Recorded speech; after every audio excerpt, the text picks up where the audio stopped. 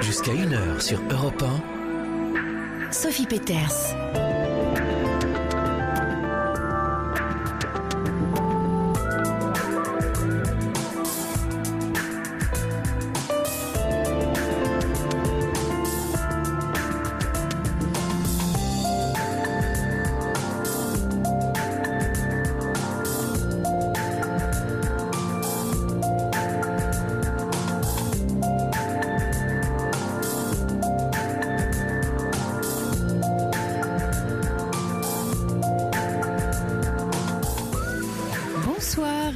De vous retrouver ce soir dans la libre antenne pour ces 2 heures ensemble et en direct sur l'antenne d'Europe 1. Je vous invite à nous appeler au 39 21 pour ouvrir grand vos fenêtres intérieures. Il est vrai que lorsque l'on va mal, on a tendance à se fermer au monde et aux autres pour mieux se protéger. On a le sentiment de retrouver un peu de pouvoir, de décision et d'action, celui de résister en se fermant. Sauf que l'on se prive d'échanges qui permettraient de reprendre confiance en soi au travers des autres. Quand on se sent seul, mal aimé ou incompris, le seul pouvoir qu'il nous reste est celui de la rupture. Rupture avec les liens du corps, de l'apprentissage ou de la sociabilité. Tous ceux qui agissent ainsi sont en général de grands sensibles, mais surtout sensibles à la déception. La sensibilité pousse à rechercher quelque chose de fort, mais qui rend vulnérable à la déception. Et quand on est déçu, eh bien la première tentation est de se retrancher pour se protéger contre la souffrance. La reprise de confiance ne peut se faire que dans les liens. Il s'agit de transformer la destructivité de l'isolement en créativité dans nos capacités relationnelles. Accéder à des plaisirs nouveaux. Et parce que la vie, c'est l'échange et la création, je vous propose de nous rejoindre ce soir au 39 21, de venir échanger avec nous pour faire l'expérience d'être reliés, de se donner la main. Quentin et Corentin attendent vos appels au 39 21 et c'est Nicolas Godet qui réalise cette émission. Vous pouvez aussi intervenir dans l'émission par SMS au 7 39 21 en commençant votre message par le mot nuit écrit en majuscule. Allez, 39 21, ici on vous écoute et on vous répond. Pour parler à Sophie Peters, appelez le 39 21, 50 centimes la minute plus coût de l'appel. Lucie et Christine qui nous envoient un message pour vous, qui parle des SEL, services échanges locaux, qui sont super pour les rencontres. Il y en a dans le Nord. Lucie trouverait sûrement du réconfort, dit Christine. Voilà, j'espère que vous entendrez ce message, Lucie. Bonsoir Sarah. Bonsoir Sophie. Bienvenue. Merci de me recevoir. Oui. Alors j'ai bien écouté l'intervention de Lucie avant, donc il y a des choses qui qui risquent d'être un peu redondantes. Je m'en excuse par avance. Ben non, ne vous excusez pas, ça fait écho en fait. Hein, on vit tous des choses en lien souvent, ouais. En fait, donc la raison pour laquelle je souhaitais vous contacter, c'était pour être un peu éclairée compte tenu de la situation que je vis depuis près de 2 ans et demi maintenant, puisque je suis tombée enceinte en 2015 et j'étais dans une relation très très conflictuelle et pas du tout. C'était un accident et c'était vraiment pas la personne pour moi qui pouvait convenir dans ma situation et pour aussi élever un enfant. Enfin voilà, donc c'est arrivé à un moment en plus où je décrochais un CDI. Alors que j'étais au chômage depuis pas mal de temps. Donc une fois que j'ai annoncé aussi cette nouvelle, ma période d'essai a été rompue. Et donc ma grossesse ne s'est pas très bien passée. Le père de ma fille a commencé à être différent en fait au moment de la grossesse, plus violent. Autant il était un peu dénigrant et rabaissant dans les mots. Et là c'était plus dans les gestes en fait, et il a commencé à être violent. Aussi physiquement, donc pendant la grossesse, et ce qui a fait que j'étais quasiment tout le temps en dépression pendant cette grossesse et je l'ai très mal vécu. Donc j'étais assez ébranlée parce que j'avais l'habitude de prendre ma vie en main et c'était pas du tout le cas. Là, je perdais le contrôle absolument de tout. Et je suis donc on a eu plusieurs séparations pendant la grossesse. Finalement, il y a eu on s'est remis ensemble et puis j'ai accouché. Je pensais que le fait d'avoir un bébé, de le voir en tout cas et de le tenir, de le porter, pouvait lui rendre les choses différentes au père de ma fille. Et en fait, ça s'est pas passé du tout comme ça, puisque souvent il me disait oui, mais pour nous les hommes c'est pas tangible. Tant vous portez l'enfant, donc vous comprenez, vous ressentez des choses, mais pour nous, moi j'ai besoin de le voir, de voir le bébé, quoi. Donc moi j'attendais cet accouchement en me disant qu'il allait peut-être avoir le déclic. Il n'a pas eu ce déclic en fait, et au contraire, ça s'est pas très bien passé du tout les premiers jours, puisqu'il est venu s'installer chez moi pour faire pour jouer ce rôle en fait auprès de l'enfant, auprès de moi, puisqu'on ne vivait pas ensemble. Et finalement, sa violence s'est aussi retournée contre notre fille, puisqu'il l'a secouée alors qu'elle était vraiment toute petite. Elle avait, on arrivait de la maternité quelques jours plus tard en fait, puisqu'elle pleurait beaucoup et lui, il a un peu pété un câble. Oui, elle pleurait beaucoup. C'est son expression. Ouais. C'est son expression, péter un câble. Et puis, donc voilà, tout ça fait que la grossesse n'a pas été bien vécue. Mon début de maternité non plus, puisque suite à ça, il y a eu une rupture définitive, puisque j'avais compris que la violence que j'avais subie avant et pendant la grossesse, finalement, n'était pas due au fait que cet homme avait des problèmes avec les femmes, mais parce que c'est ce qu'il m'expliquait souvent par rapport à sa relation avec sa mère, en fait. Mais là, comme il a usé cette violence aussi sur notre fille, notre bébé, j'ai compris qu'il y avait un problème plus profond en fait. Bien sûr, oui. Et là j'ai voulu protéger ma fille en fait, puisque j'ai pas su me protéger moi à l'époque et j'ai eu envie de protéger ma fille, puisque elle est venue au monde par accident, mais j'avais pas envie qu'elle grandisse dans cette ambiance, si vous voulez. Oui. Donc mais du coup je me suis pas du tout ménagée dans cette histoire finalement, parce que j'ai pas, c'est ce que beaucoup de gens me disent, c'est que j'ai pas beaucoup réfléchi. J'étais très vulnérable après l'accouchement aussi.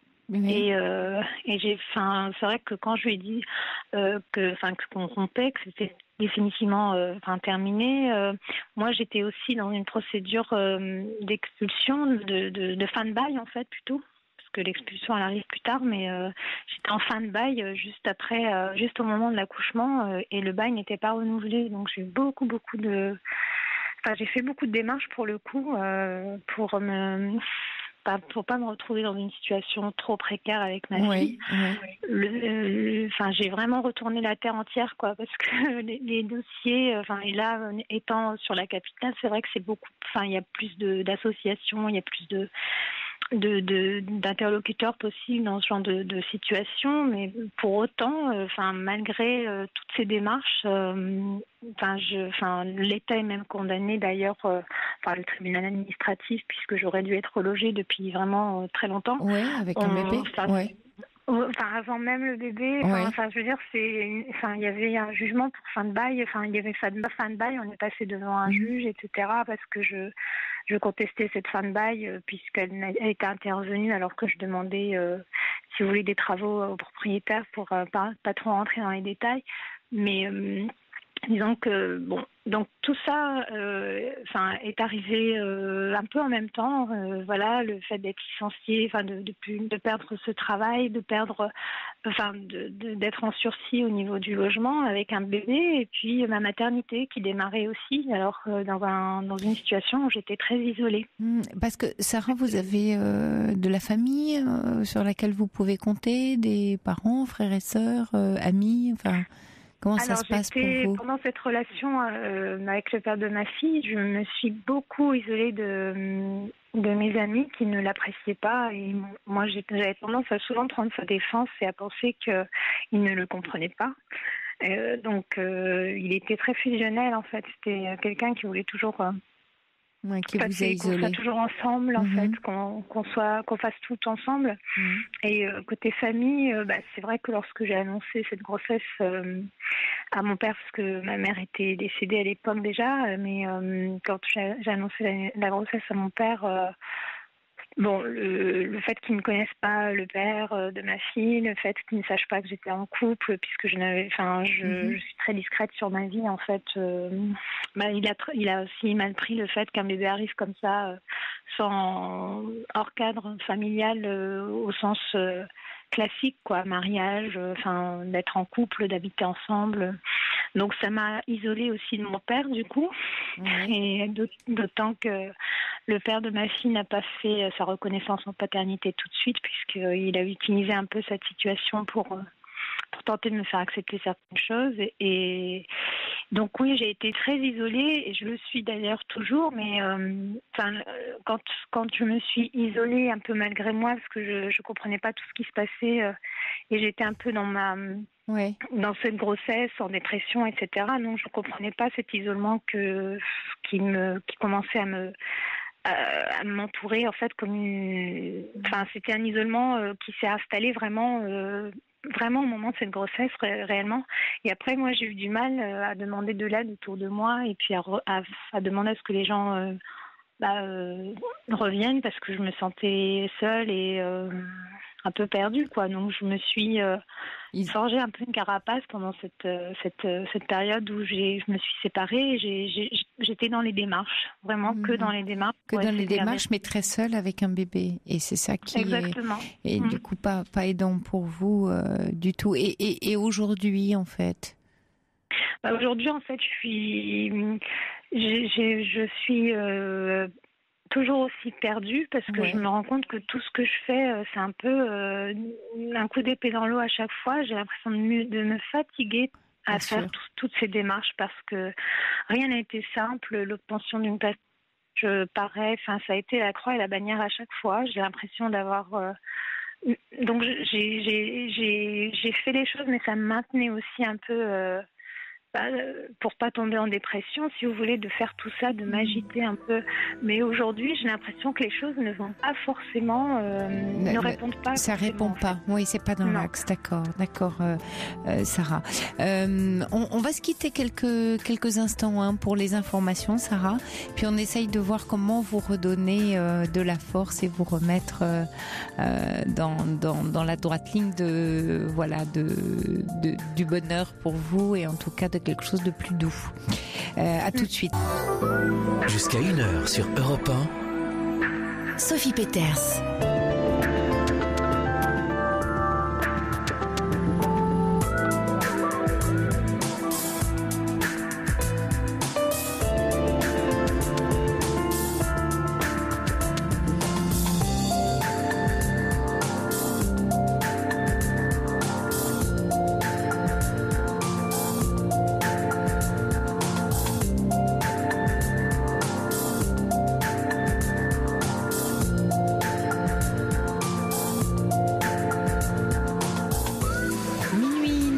Vous écoutez Europe 1, c'est la libre antenne qui se poursuit avec vous et en direct sur Europe 1. Je vous invite d'ailleurs à nous appeler au 39 21 pour ouvrir grand vos fenêtres intérieures, pour également venir échanger avec nous, faire l'expérience d'être reliés. Quentin et Corentin attendent vos appels au 39 21, et c'est Nicolas Godet qui réalise cette émission.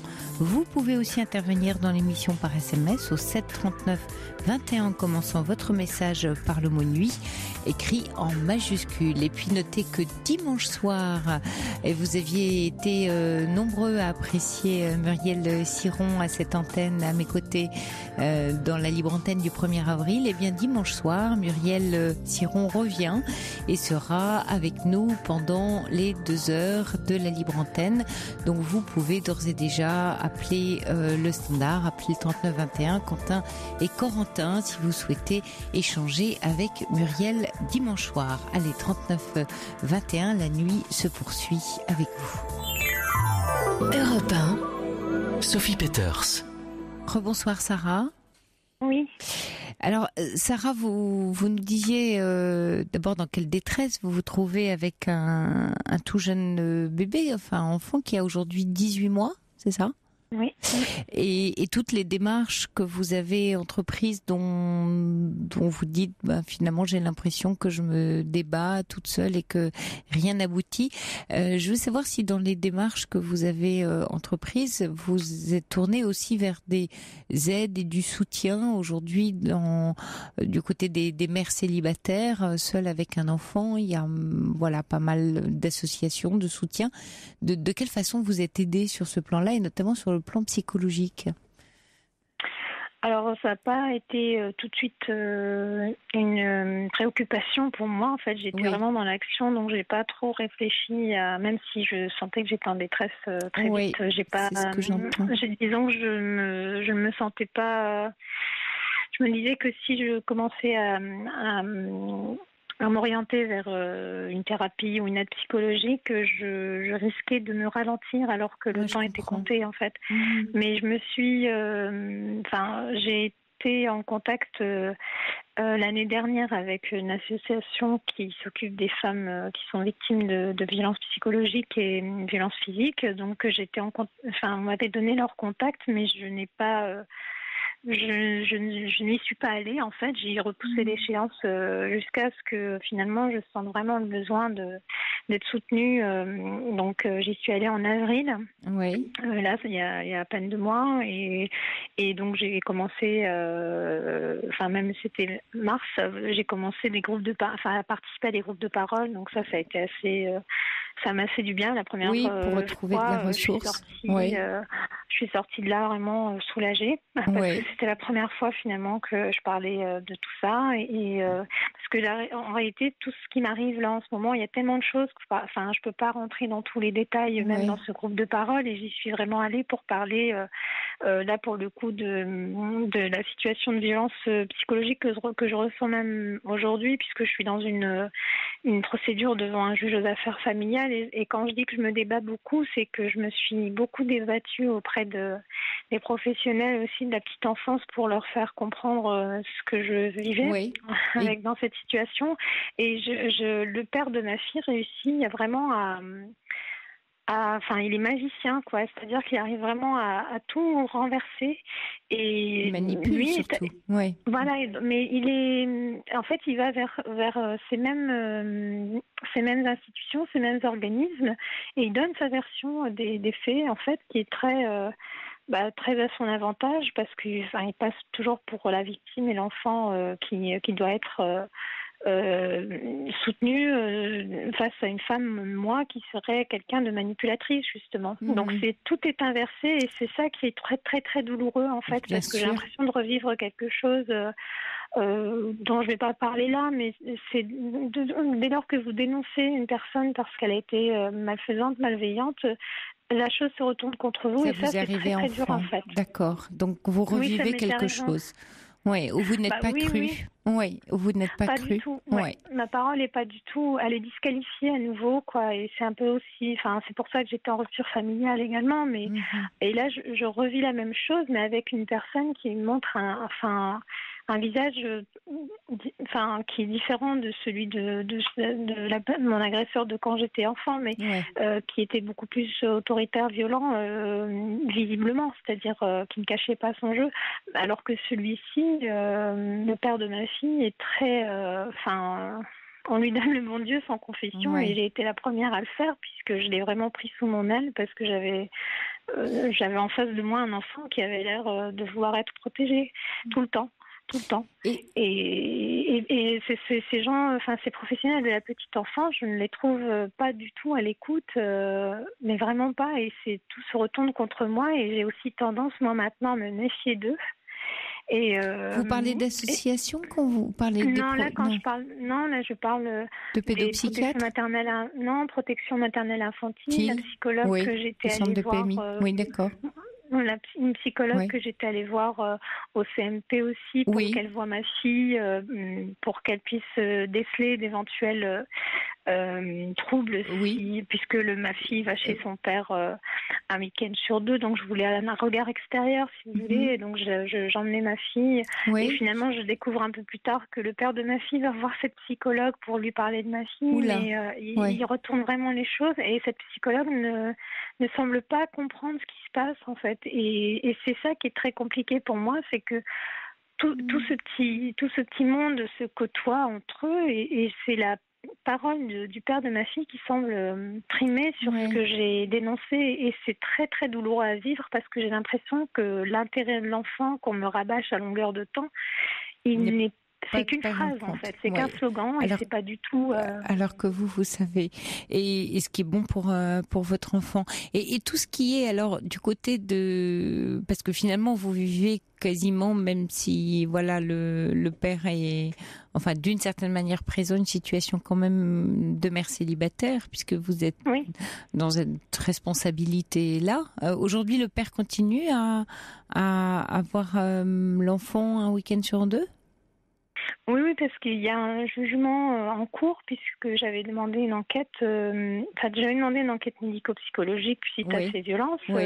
Son avocate a demandé la même chose contre moi, donc elle est très, donc vous voyez, donc on me fait passer pour la personne qui affabule et qui invente des violences là où il y en a pas, et du coup on est dans une situation où on a passé, le juge a opté plutôt pour une enquête sociale, mais l'enquête sociale, la même chose, il a mis l'enquêtrice dans sa poche, mais en 2 temps 3 mouvements, en lui racontant des choses, parce que j'ai lu le rapport, forcément, on a le rapport qui nous est communiqué à chacun, qu'il voulait de cet enfant, par exemple, qu'il était prêt à verser une portion alimentaire supérieure à celle qu'il verse, qui est le minimum, en fait, là, qui a été appliqué. Des choses qui font qu'il est passé vraiment pour un bon père, et moi, je suis passée pour une personne fragile. Donc, Oui, allez-y, Sarah. Donc, ce que je veux dire, c'est que quand j'ai l'impression de me débattre, c'est que plus je parle, pourtant je dénigre pas, je dénigre pas mais je vous entends, c'est très clair. Je dis ce qui s'est passé, et je dis ce que...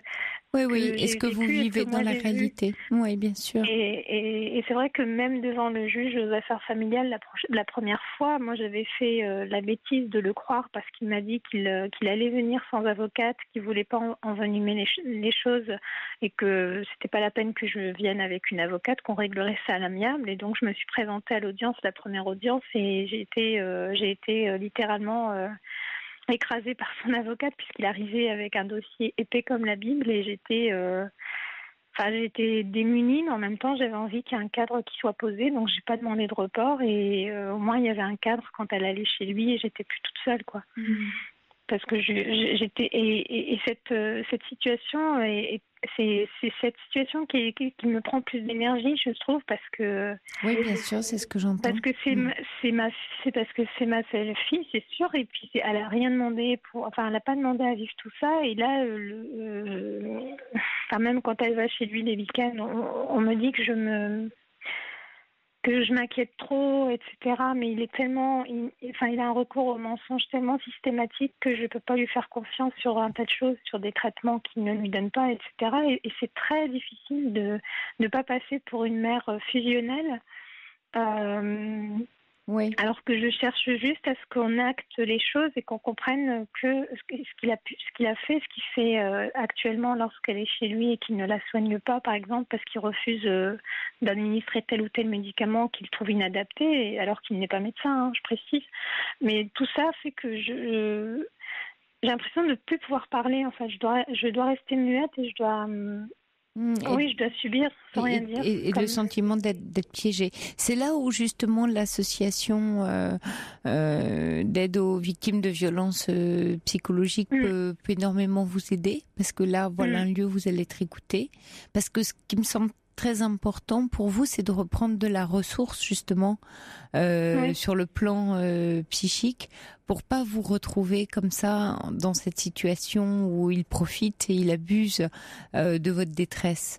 Et donc l'urgence est peut-être pas là où vous l'avez mis, c'est-à-dire que l'urgence c'est vous, c'est aussi vous pour votre enfant, pour vous reconstituer, pour retrouver voilà un peu plus de solidité Aujourd'hui, vous voyez quoi, toujours la psychologue du CMP ou... Ah non, moi je voyais pas la psychologue du CMP, j'emmenais ma fille en fait, mais, oui. Et vous moi je vois depuis depuis la rencontre avec cette association une psychologue, mais c'est une fois par mois, donc ça fait que 2 séances. C'est pas suffisant, c'est pas énorme. Oui. Et c'était une demi-heure, et puis est-ce que vous pourriez l'avoir plus? Et vous pourriez l'avoir plus? J'ai pas osé demander pour l'instant, mais c'est vrai que si comme osé. il y a une... Oui. Comme c'est une permanence en fait, c'est pas quelqu'un qui est là. Oui, mais vous avez une situation d'urgence, Sarah, qui me semble importante d'expliquer, de voir quelles sont les modalités que vous pourriez trouver pour l'avoir plus souvent. Parce que c'est là où vous avez besoin d'être soutenu, c'est-à-dire d'un lieu où votre parole compte pour reprendre de la ressource et sentir que vous êtes dans quelque chose de juste. Alors, et aussi par rapport, quels sont les enjeux aujourd'hui pour vous par rapport à lui? C'est-à-dire que vous souhaiteriez qu'il n'ait pas du tout. Quel est l'enjeu en fait du combat par avocat interposé?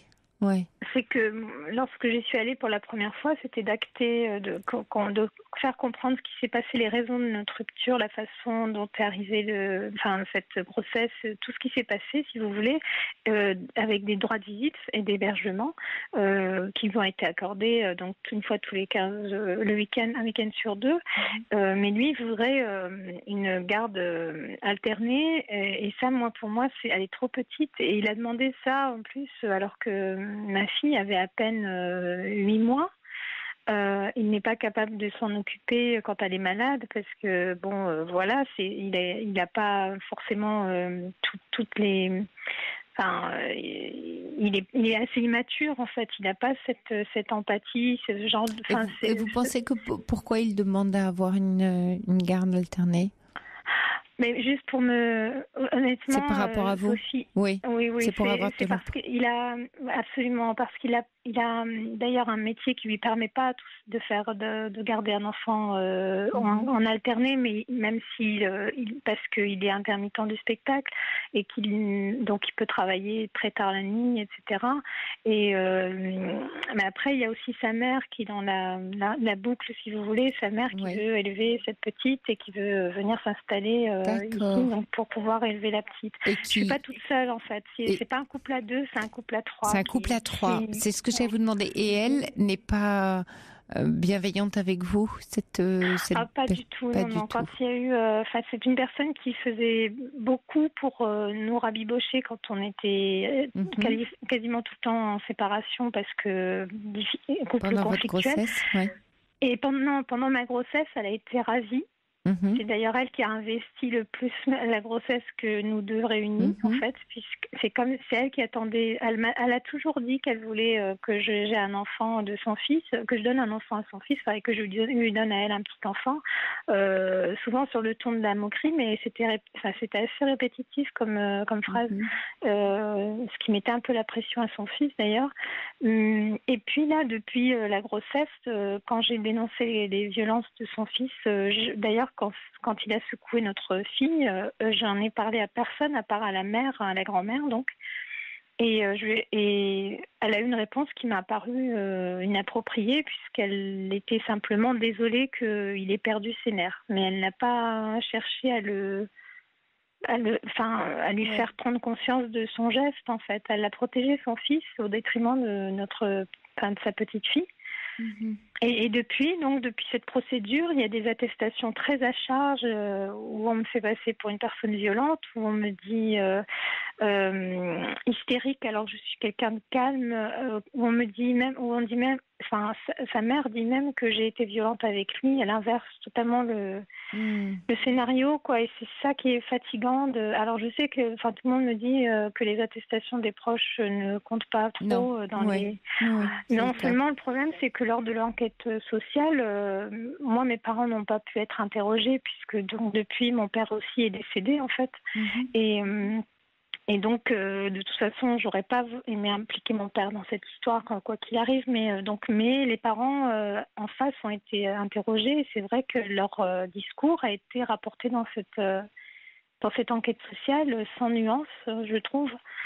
Donc ça fait beaucoup d'éléments qui font que je suis un peu seule au milieu de tout ça et je dois protéger ma fille parce que c'est elle qui risque de payer les frais de toute cette discorde, si vous voulez, et de cette haine que le père continue à me tenir parce qu'il supporte pas la séparation en fait, et que j'ai dénoncé aussi ce qu'il a fait. Oui, je comprends. Si je n'avais rien dit, oui. Et que j'étais restée avec lui, c'est toujours. Vous auriez subi sa violence et l'enfant aussi. Je l'aurais fait subir à ma fille surtout parce que moi, je pense qu'après la grossesse, j'aurais pu me défendre plus. Pendant la grossesse, j'étais vraiment à genoux. Oui et non, parce que là, vous dites, l'enfant a 18 mois et vous dites que vous avez été déjà en détresse pendant la grossesse.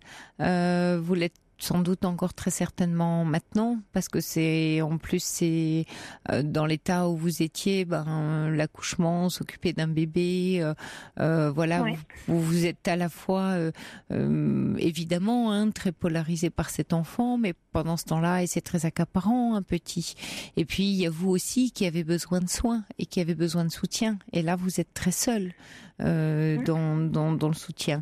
Alors peut-être que ce qui me semble important pour vous, Sarah, déjà, il y a effectivement toute l'association avec laquelle vous êtes rentrée en contact, c'est une chose.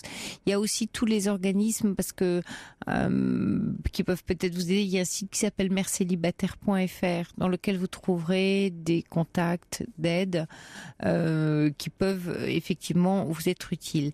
Et puis, il y a aussi le fait que comme vous avez choisi de garder cet enfant, il semble que votre désir de mère était sans doute plus fort que toutes les peurs ou que tout ce que vous ayez affronté. Et là, il y a de la ressource en vous, psychiquement, dans ce désir-là. Oui, et puis, je suis pas une victime. J'ai pas envie d'être vue comme une victime, mais si vous voulez, c'est que, j'ai eu cette grossesse, c'est qu'elle devait arriver. Oui. C'est vrai que même si j'ai songé à l'avortement au premier trimestre, honnêtement, je le dis, j'avais vraiment songé à l'avortement. La grossesse a été très difficile à vivre, mais une fois que j'entendais aussi, je sentais les coups de ma fille dans le ventre, j'ai connecté. Il y avait quelque chose qui s'était passé à ce moment-là, mais une fois qu'elle est arrivée au monde, c'est vrai que je culpabilise beaucoup par rapport à elle parce que elle a pas, c'est pas idéal du tout comme situation. Oui, et j'ai l'impression d'ailleurs, peut-être Sarah, qu'il y a là quelque chose à regarder pour vous, c'est que du coup, ce qui vous fait combattre comme ça avec l'énergie du désespoir et en plus passer pour cette personne fragile, c'est votre culpabilité. C'est que il me semble que du coup vous en développez une énergie colossale pour combattre ce sentiment de culpabilité qui n'est pas du tout aidant pour vous, ni pour vous, ni pour votre fille. Et c'est là où retrouver un peu de ressources sur le plan psychologique va être plus aidant dans le combat que vous menez que cette culpabilité. Mais comment on fait pour pas se sentir coupable par rapport à un bébé parce que là, vous l'avez... vrai que je travaille un peu sur la culpabilité. Oui. Je sais que c'est ça qui me mène dans des relations je comprends, oui. Mais avec ma fille, c'est vrai que je suis pas toujours joueuse, par exemple. Parfois, je suis fatiguée, donc elle me tend des livres et j'arrive pas à lui lire. Donc, je suis pas, j'arrive pas à être ce que je devrais être pour un petit bébé de cet âge-là, quoi. Oui, et vous le savez, du coup, ça vous entraîne dans la culpabilité. Mais quand vous êtes dans cette culpabilité, ce serait vous faire croire que vous auriez les moyens de faire autrement, ce qui n'est pas vrai. La réalité, c'est qu'aujourd'hui, vous n'avez pas ces moyens-là, parce que vous êtes épuisé psychiquement et physiquement. Et ce qui est le plus important pour votre petite fille, c'est que vous preniez soin de vous, parce que dans le soin d'elle, elle ira puiser, elle, ce qu'elle pourra chez sa maman.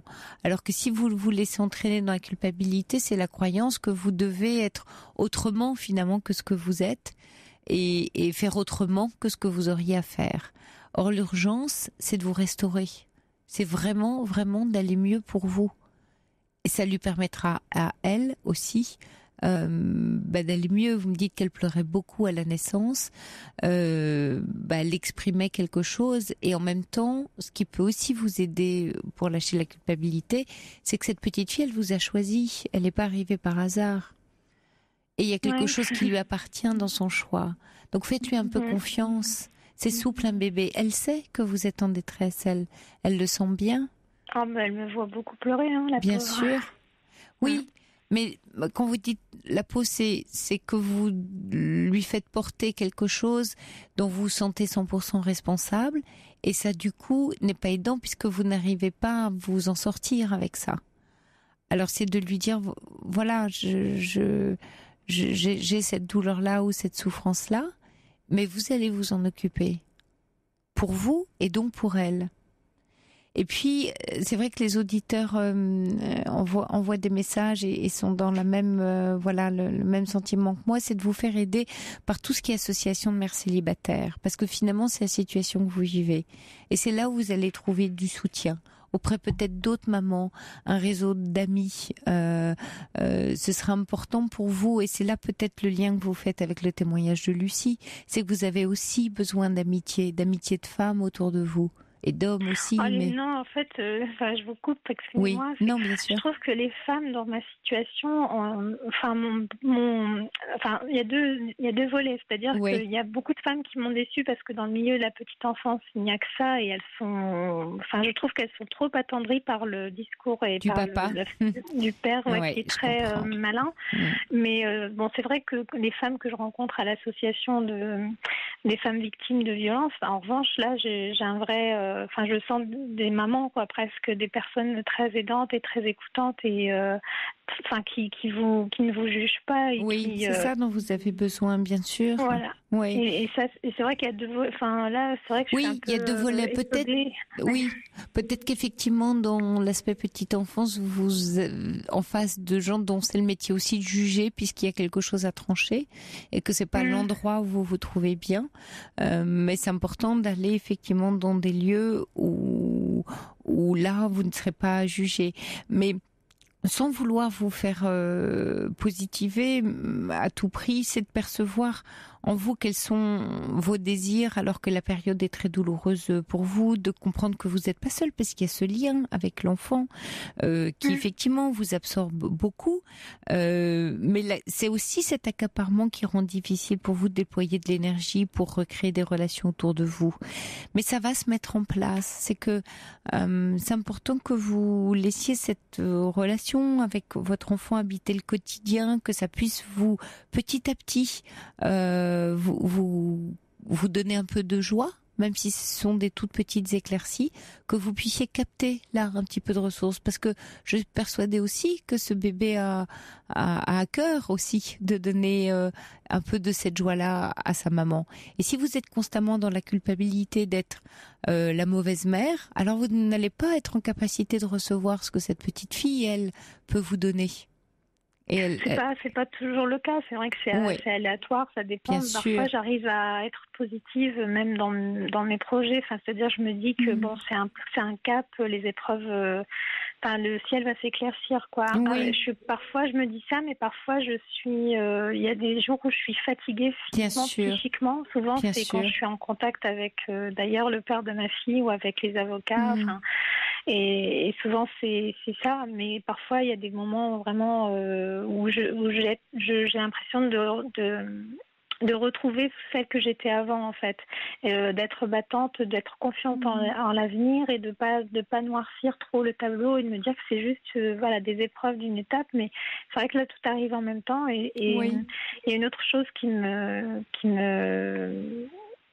que je crains aussi, parce que j'ai l'impression de tenir là, donc de ne pas flancher. C'est vrai que je suis pas je sais pas dire si je suis en dépression ou pas, honnêtement, mais je suis dans l'action en tout cas, et je me dis que le jour où je vais retrouver un logement, parce que je vais devoir quitter celui-ci bientôt, retrouver un logement et puis peut-être démarrer un nouveau travail, je vais peut-être flancher parce que je me rends compte aussi que j'ai pas réalisé le décès de mon père qui est survenu là en février, et j'ai l'impression de ne pas réaliser ce qui s'est passé sur ce décès, parce que j'étais accaparée par autre chose et que j'adore mon père et que voilà, ça m'a beaucoup, et voilà, j'ai été touchée en apprenant et en voyant sa dépouille, vraiment. Mais je n'ai même pas pu assister à l'enterrement parce que je suis arrivée très en retard dans l'autre endroit où ça se passait, en fait. Et j'ai raté l'enterrement à 15 minutes. Et mais j'ai l'impression de pas avoir, de pas être entrée dans le deuil pour l'instant. C'est bizarre comme sensation, et j'ai peur que ça me revienne en pleine figure d'ici une fois que j'aurai l'impression que ça va mieux. Oui, les choses s'arrangent. Oui, que quelque chose. Vous avez des frères et sœurs, Sarah ? Oui, mais il y a, comme je vous disais un peu plus tôt au début, comme j'avais eu une procédure contre l'un de mes frères il y a très longtemps, et j'avais on avait coupé les ponts suite à ça, puisque personne ne m'avait soutenue dans ma démarche, en fait. Et aujourd'hui, il n'y a pas de lien j'ai tenté d'en recréer à la naissance de ma fille, parce que j'ai renoué avec tout le monde, parce que j'avais envie que ma fille rencontre ses cousines, et voilà. Et puis j'avais envie d'être soutenue par ma famille aussi. Et puis finalement, ça s'est pas concrétisé quand il y a des choses qui... Je comprends votre inquiétude de dire le jour où ça ira mieux, je risque d'avoir un effet boomerang du deuil de mon papa, mais quelque chose s'élabore aussi en souterrain, malgré vous, et que très certainement il se peut que vous ayez des moments d'immense tristesse qui vous prennent, mais de là à vous dire ça va m'empêcher, c'est comme si ce que j'entends c'est je suis victime de mon destin et il y aura toujours quelque chose pour m'empêcher et me barrer la route, et quand j'aurai réglé ça, autre chose m'attend. Donc vous fabriquez aussi à votre insu et sans doute dans votre détresse actuelle les germes de quelque chose de difficile pour vous. Or vous allez avoir effectivement besoin de vous appuyer sur un nouveau départ, et c'est ce nouveau départ, c'est-à-dire cette réalité-là, quand elle sera là, qui va être aidante.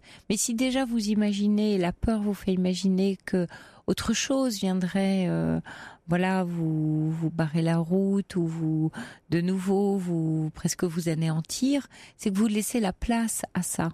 C'est-à-dire que j'ai souvent eu un fonctionnement comme celui-ci où quand je vivais vivais les malheurs qui m'atteignaient, sur le moment, je ne réagissais pas en étant déprimée ou dépressive et ça vient après. Mais ça revient plus tard, quelques années parfois plus tard, mais quand je vis le traumatisme, au moment où il arrive, je ne l'exprime pas. En fait, mon corps ou mes émotions ne l'expriment pas tout de suite sur le moment.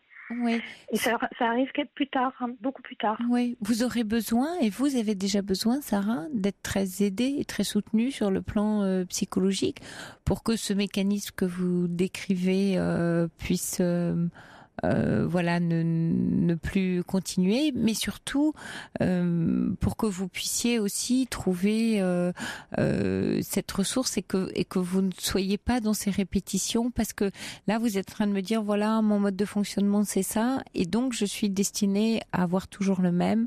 Or il y a une rupture dans vos schémas aujourd'hui, c'est cet enfant, et c'est le combat que vous menez, et ce combat-là il vous tient malgré tout. Et ça, j'ai l'impression que ça crée quelque chose d'un peu nouveau. Donc, quand vous me dites, je vis pas les traumas là, tout ce que vous venez de nous raconter, vous le vivez bien. On est bien. Vous n'êtes pas en train de vivre en différé. Vous êtes bien dedans. Et c'est ça, bien sûr, qui vous occupe aujourd'hui. Oui, ma fille, oui. Oui, donc ne pas créer des raccourcis. Alors, Sarah, il y a Lilia qui dit vous êtes très courageuse, dites à votre petite fille que vous l'aimez, vous en sortirez toutes les deux, et faites-vous aider parce que vous le méritez bien toutes les deux. Il y a Monica qui dit votre petite fille vous aime, mais si elle pleure souvent, c'est peut-être parce qu'elle est un peu triste pour vous. Monica demande dans quelle région vous êtes, mais vous nous l'avez dit, je crois que vous êtes en région parisienne, hein ? Vous êtes sur Paris, oui. Et puis voilà, Yannick qui laisse son numéro pour vous, témoignage très touchant de Sarah, si elle le veut pour parler, il laisse son numéro. Il y a Natacha qui dit on ne naît pas maman, on le devient. Et elle a raison, Natacha, reprenez confiance en vous, bien sûr. Et puis c'est nos enfants qui nous apprennent à devenir parents. On l'apprend à l'école de la vie. Quelle ténacité, quel courage, dit voilà un autre auditeur. Et puis voilà, vous êtes une excellente maman, dit Nini, remplie d'amour et de douceur, s'il vous plaît. Ne vous culpabilisez pas, vous êtes là l'une pour l'autre. Et c'est vrai, elle a raison, Nini, prenez soin de vous, soyez indulgente envers vous-même, vous le méritez, bon courage à vous. L'indulgence que vous aurez d'ailleurs, Sarah, c'est celle qui va le plus aider votre petite fille. Ça va mettre beaucoup de douceur, même dans votre combat. Il y a beaucoup de violence dans le combat que vous menez. Donc, pour commencer à faire germer des graines de paix, même si, voilà, le père de votre enfant est pas là-dedans, mais vous pouvez planter quand même. Et c'est déjà être en paix avec vous, c'est déjà ne pas vous faire la guerre à vous, parce que la culpabilité, c'est que vous menez la guerre contre vous en même temps. Vous pouvez pas être sur tous les terrains, là, en guerre. Vous avez besoin de faire la paix avec vous-même. Il y a Geneviève qui laisse son contact. Mes coordonnées pour cette jeune maman, dit Geneviève, avec toute mon amitié. Et Merci. Puis Anne-Marie aussi. Et tout ça, ce sont des contacts, Sarah, grâce à la libre antenne, voilà, avec lesquels vous allez pouvoir échanger. Vous avez besoin d'être entouré, vraiment. Et tout ce qui va dans ce sens-là va pouvoir vous aider pour trouver de la ressource. On en trouve en soi, mais quand on n'en a plus en soi, on la trouve aussi chez les autres. Oui, certainement. Oui. Courage à vous, Sarah. Et voilà, je pense vraiment que pour vous, le chemin le plus urgent maintenant, et du coup le combat sera moins violent, c'est d'aller dans la paix avec vous-même. Et ça peut vraiment faire germer autre chose. Et ne plus être trop focalisé sur le combat juridique que vous menez. D'accord. Écoutez, merci beaucoup pour vos mots. Ça résonne. Oui. J'entends tout ce que vous me dites et ça résonne beaucoup. Donc, je vais essayer de replacer les curseurs. Oui, et puis gardez confiance. Oui, il y a aussi une autrice qui disait on vous sent très lucide, c'est vrai. Et c'est peut-être d'ailleurs cette lucidité qui vous rend dingue, d'une certaine manière. Bien sûr, quand on voit clair, c'est insupportable. Il y a quelque chose à lâcher là, pour que ça puisse s'apaiser. Alors, lâcher sans rien lâcher, ne pas lâcher l'essentiel qui est effectivement la défense de votre enfant, mais lâcher quelque chose de l'ordre du combat pour le combat. Et ça passe par vous, là, pour le coup. Ça passe entre vous et vous. Ne plus vous combattre, vous. Et là, vous allez retrouver un peu de douceur, un peu de respiration, un peu d'espace. C'est ça dont vous avez besoin. Je vous embrasse, Sarah. Bon courage à vous. Moi aussi, je vous embrasse fort et j'embrasse les auditeurs et merci pour les messages. Merci beaucoup. Au revoir. Au revoir, Sarah. Bonsoir, Marie-Christine. Oui, bonsoir. Bienvenue. Oui, je suis un peu angoissée. Oui, je l'entends. À votre bonsoir. Bonsoir. Je vous appelle parce que j'ai eu un souci à mon travail. Oui. Parce que j'ai été arrêtée pendant 1 an. Oui. Par rapport au décès de mon papa. Oui. Et après, j'ai fait une dépression.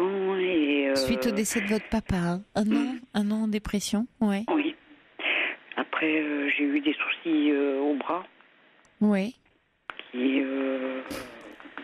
Qu'est-ce qui s'est passé au décès de votre papa pour que ça vous tombiez en dépression, Marie-Christine? Parce que j'avais été le voir le dimanche et tout allait très bien. Oui. Et il est tombé du lit et il s'est cassé le bras et comme il avait le cœur un peu fragile, il est décédé. Il est décédé. Il avait quel âge, votre papa? 85 ans. 85 ans, ouais. Et vous en êtes voulu, c'est ça? Vous vous êtes dit, j'étais pas là? Qu'est-ce qui s'est passé? Oui, je m'en suis voulu, oui, parce que personne ne me l'a dit. Personne ne vous a dit quoi? Qu'il était tombé. Enfin, lui m'a appelé pour me le dire, mais bon, c'était trop tard et j'ai pas pu. C'était 7h du soir et je serais, comme c'était assez loin de chez moi, je pouvais pas. Oui, vous pouviez pas arriver. Voilà. Et il est décédé après dans la nuit? Oui. D'un arrêt cardiaque? Oui, je pense. Et vous On nous a pas dit vraiment. Oui. En tout cas, vous pensez qu'il a été fragilisé par cette chute? Oui. Qu'est-ce qui aurait été différent pour vous d'être là alors que vous veniez de le voir, hein? Vous aviez des liens très proches. Oui. Qu'est-ce qui aurait fait la différence pour vous? Parce que j'aurais aimé être à côté de lui. Au moment où il partait? Oui. Mais on ne choisit pas ça souvent, Marie-Christine. Mhm. Hein, il arrive parfois, souvent, en tout cas dans des cas où on est là veiller quelqu'un de très malade, par exemple à l'hôpital, dont on sait que ça va être les derniers instants, et puis on s'absente de la chambre, de la pièce, 1 heure, 2 heures quelquefois, et la personne est partie. Parce qu'elle a, voilà, c'est pas quelque chose sur lequel on a de la prise. On peut dire, voilà, elle est partie pour protéger, voilà, ses proches, et puis d'autres partent en présence de leurs proches.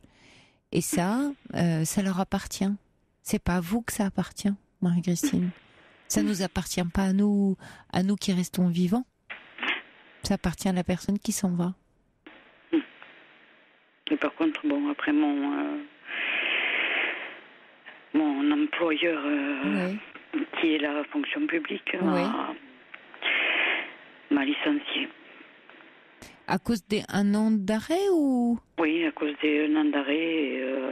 Ou votre poste a été supprimé? Parce que la fonction publique, elle n'a pas pour habitude comme ça, ou alors il y a une suppression de poste? Qu'est-ce qui s'est passé? Parce qu'ils m'ont mis en impossibilité de retravailler. Ah, le médecin vous a mis en invalidité? Oui, c'est les médecins du travail qui m'ont... qui ont estimé que vous n'étiez pas apte à reprendre le travail. Ils me mettent qu'on vient s'engager d'une procédure de licenciement pour inaptitude physique. Voilà. Et qui est décidé... Là, c'est tout récent, ça, Marie-Christine? Oui, c'est là depuis le mois de mai.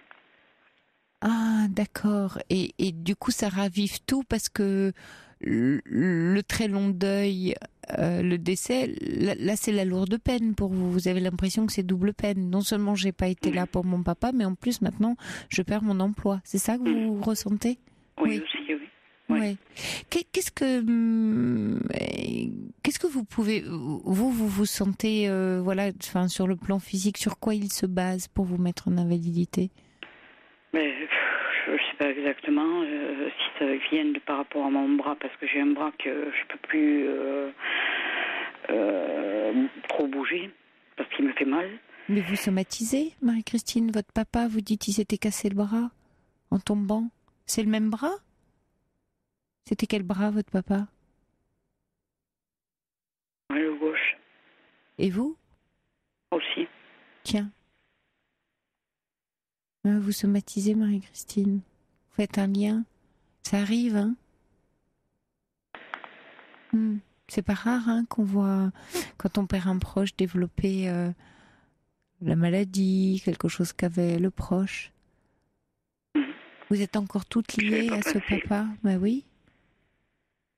Il a quoi? Vous avez quoi au bras actuellement? Des inflammations? Il est enflammé? J'ai de l'arthrose